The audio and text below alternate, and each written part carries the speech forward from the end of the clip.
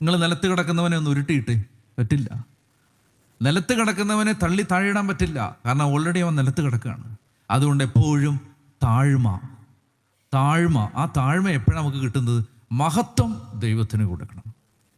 ദൈവമേ, ഞാൻ ഒന്നുമില്ലാത്തവനായിട്ട് ഇവിടെ വന്നതാണ്. നീ എനിക്ക് ആരോഗ്യം തന്നു, ആയുസ് തന്നു, മക്കളെ തന്നു, ജോലി തന്നു, ഭവനം തന്നു. എല്ലാ മഹത്വവും അങ്ങേക്കാണ്. പറഞ്ഞേ ഹല്ലേലൂയാ. അങ്ങനെയുള്ളവനെ സാത്താന് പിന്നെ ഒന്നും ചെയ്യാനില്ല. നിങ്ങൾക്കറിയാം എന്തുകൊണ്ടാണ് പരിശുദ്ധ കന്യകാമറിയത്തെ പിശാചിന് ഇത്രയും ഭയം? കന്യകാമാതാവിനെ ഭയം എന്ന് പറഞ്ഞാൽ മാതാവ് ഒരു മഹത്വം എടുത്തിട്ടില്ല. മാതാവിൽ എളിമയല്ലാതെ അഹങ്കാരത്തിൻ്റെ ഒരു തരി പോലും ഇല്ല. ഇപ്പം എവിടെങ്കിലും വെച്ച് ആരെങ്കിലും എന്തെങ്കിലും നന്മ നിങ്ങളോട് പറയുകയോ നിങ്ങളുടെ എന്തെങ്കിലും നന്മ നിങ്ങൾ ഓർക്കുകയോ ചെയ്യുകയാണെങ്കിൽ അപ്പോൾ തന്നെ നിങ്ങൾ എന്ത് ചെയ്യണം? കർത്താവേ, അതെൻ്റെ മിടുക്കല്ല, അത് നിൻ്റെ കൃപയാണ് എന്ന് പറഞ്ഞ് മഹത്വം ദൈവത്തിന് കരയറ്റണം.